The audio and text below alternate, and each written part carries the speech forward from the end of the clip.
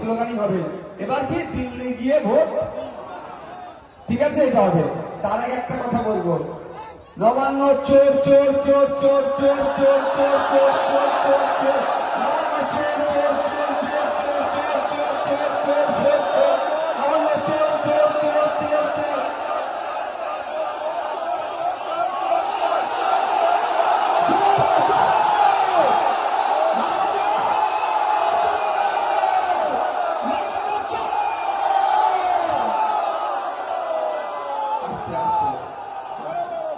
ভদ্র মানুষকে, ভদ্র মানুষ ভদ্র সেজে থাকলে যারা খোঁচা দেয় না, ভদ্র মানুষ যদি অভদ্র হয়ে যায় কি হয় বুঝতে পারছেন তো?